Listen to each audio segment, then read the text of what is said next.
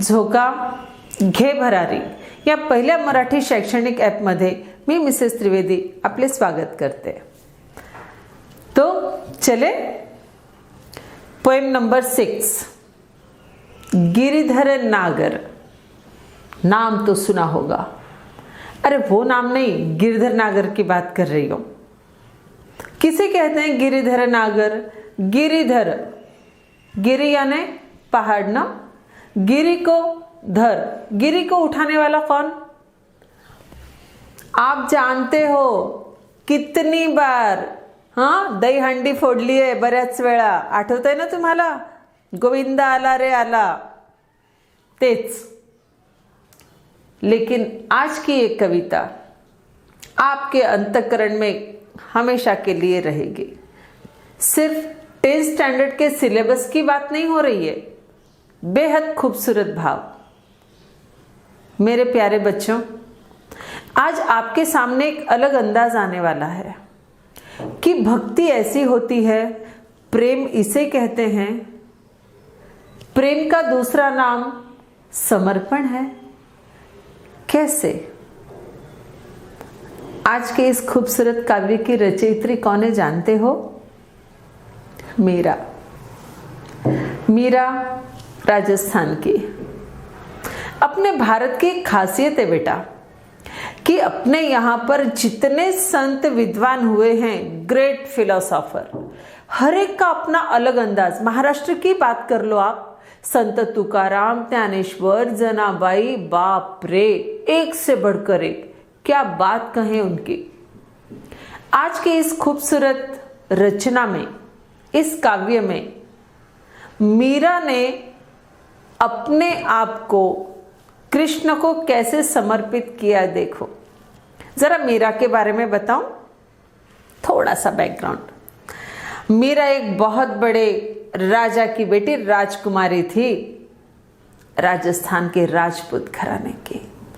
और आपको तो पता है, राजपूत घराने, सूरज की रोशनी भी जिन्हें मुश्किल से देख पाती है, ऐसे परंपरावादी, आन बान और शान की बात।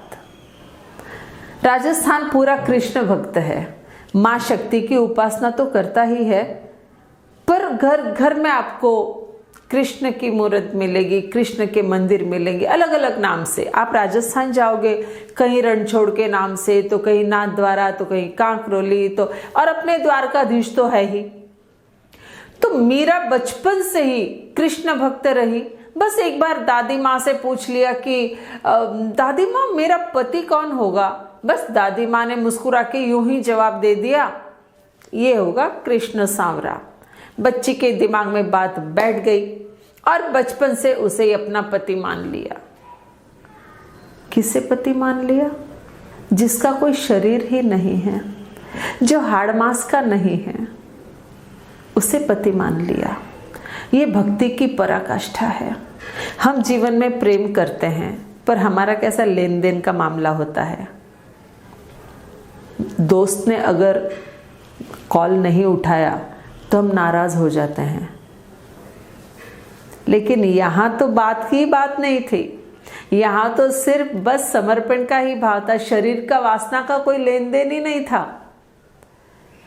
ऐसी राजकुमारी मीरा, उसका विवाह होता है चित्तौड़ के महाराणा से, लेकिन पहले ही दिन पति से कह दिया, दूर हटो, मैं विवाहिता हूं।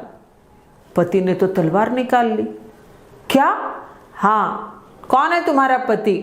ये श्याम सांवरा। पति भी हंसने लगे, कहने लगे अच्छा पत्थर की मूर्ति है, फिर कोई प्रॉब्लम नहीं है। पर प्रॉब्लम असली वही थी। मीरा तो बस संतों के साथ बैठने लगी। पुरानी परंपरा, राजस्थान में घूंघट की प्रथा, वो धीरे धीरे त्याग दिया और बस भजन गा रही है, दीवानों की तरह नाच रही है मंदिर में। राजपूत घराने की एक रानी, विवाहिता स्त्री जो बाहर सड़क पर निकल रही है, निम्न जाति के उन संतों के साथ बैठ रही है। आज भी अगर कोई लड़की किसी लड़के से बात करते नजर आए तो बताओ बच्चों, थर्ड व्यक्ति उसके बारे में कंट्रोवर्सी करेगा या नहीं? सच्ची बताओ। आज की बात है, इतना हम आधुनिक कहते हैं अपने आप को, तो ये तो 700-800 साल पुरानी बात है। कितना हुआ होगा, कितने उस पर लांछन लगे होंगे। पर मीरा बड़ी साहसी स्त्री थी, बड़ा साहस उसमें। क्या कहा उसने? शुरू करें कविता। मेरे तो गिरधर गोपाल दूसरो न कोई, उसके सिवाय और कोई नहीं है मेरा। मेरे तो गिरधर गोपाल दूसरो न कोई, जाके सिर मोर मुकुट मेरो पति सोई। जिसके सिर पर मोर मुकुट है वही मेरा पति है। हाँ, मैंने सब त्याग दिया है, कुल की मर्यादा लोक लाज सब छोड़ दिया है। मेरे बारे में कहते हैं छाड़ी दई कुल की कानी, कहा करी है कोई। कहते हैं मुझ पर लांछन लगाते हैं, मुझे बुरा भला कहते हैं, मुझे कोई परवाह नहीं। संतन ढिग बैठ बैठ लोक लाज खोई। मैं तो संतों के बीच बैठती हूँ, चाहे वो संत रैदास हो या संत जितने भी संत महात्मा थे उनके साथ बैठकर हो तो अपने बस गिरधर के गुण गाते रहती थी। और प्रेम की दीवानी आंखों से झरझर झरझर बहते थे आंसू। असुवन जल सींच सींच प्रेम बेल बोई, अब तो बेल फैल गई आनंद फलोई। अब तो हृदय में कोई चिंता रही नहीं, कोई विकार ही नहीं रहा, कोई छीनना झपटना, कोई लोभ, कोई लालच, कोई मोह, कुछ भी नहीं रहा। प्लेन, बिल्कुल प्लेन हृदय हो गया है। सिर्फ आनंद ही आनंद है, हृदय में गहरी शांति है। दूध की मथनियां बड़े प्रेम से बिलोई, माखन जब काढ़ लियो। मक्खन, दूध का दही बनाया, छाछ बनाई, मक्खन ले लिया, बस बाकी तो फेंक दो, कचरा कचरा फेंक दो, सारे विकार त्याग दो। भक्ति रूपी मक्खन मिल गया है, बस और क्या चाहिए। भगत देख राजी हुई, जगत देख रोई। इस संसार में जितने भी प्रभु के समर्पित है उन्हें देखकर सदा आनंद मिलता रहा है। लेकिन संसार के ये सारे लांछन, ये विकार, ये दुख, ये क्लेश देखकर पीड़ा होती है। दासी मेरा लाल गिरधर तारो अब मोही। तूने तो सबका सहारा है, तूने तो सदा सबको उबारा है। मैं तो तेरी दासी हूं। बेटा आसान नहीं है अपने आप को दासी कहना। आज हम बराबरी की बातें करते हैं, लेवल की बात करते हैं, अहंकार कितना बड़ा हो जाता है। स्त्री पुरुष के बीच में, पति पत्नी के बीच में, भाई बहन के बीच में अहंकार, ईगो रहता है ना। लेकिन यहां तो मीरा कहती है कि मैं तो तुम्हारी दासी हूं। सर्वश्रेष्ठ भाव है समर्पण का, भक्ति का गहनतम रूप मीरा है। फर्स्ट स्टैंजा आसान शब्दों में बताने की कोशिश की। अब हम चलते हैं दूसरे स्टैंजा की तरफ। मीरा कहती है, हरि बिन कुण गति मेरी।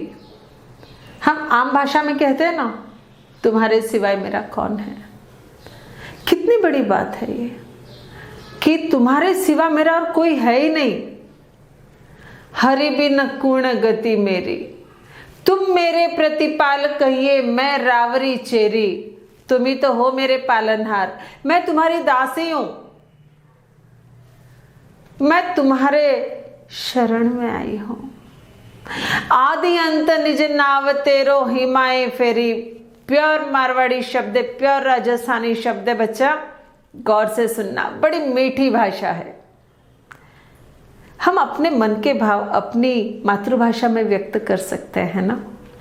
हम भगवान से किस भाषा में बात करते हैं? हम उसी भाषा में बात करते हैं जो हमारी मातृभाषा है ना।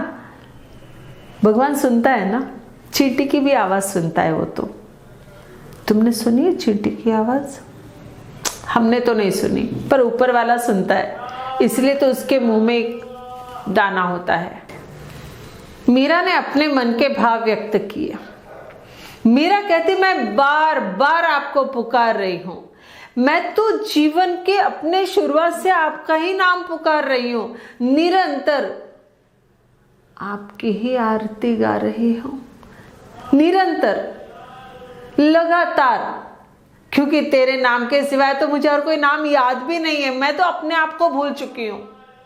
यो संसार विकार सागर बीच में घेरी, नाव फाटी प्रभु पाल बांधो बूढ़त है बेरी। कितनी मुश्किलें हैं यहाँ देखो, लांछन लग रहे हैं, कलंकिनी कहा जा रहा है मुझे, चारों तरफ से मैं घिर चुकी हूं। जैसे ये संसार एक भव सागर है। देखो हमारे फिलोसोफर ने कितनी सुंदर उपमा दी है कि संसार एक भव सागर है। ये नाव वो पुराने जमाने की नाव, वो नहीं पाल बांधते थे कपड़े का, शिडजल आपण मराठीत म्हणतो, और वो हवा के रुख से उसकी दिशाएं बदलती थी। याद है आपको? अगर वो पाल फट जाए तो नाव डूब जाएगी। मीरा ने यही उदाहरण दिया क्योंकि मीरा ने वही नाव देखी थी ना। तो मीरा कहती कि इस नाव के पाल पूरी तरह से फट गए हैं प्रभु, बस डूबने वाली है, बचा लो, क्योंकि तुम्हारे सिवाय और कोई बचा नहीं सकता। तुम पालनहार हो, सर्वशक्तिमान हो। बिरहणी पीव की बाट जो वे राख लियो नेरी, मुझे आपके करीब रखो, मैं आपकी बिरहणी हूं, आपके विरह में तड़प रही हूं, मैं आपका इंतजार कर रही हूं,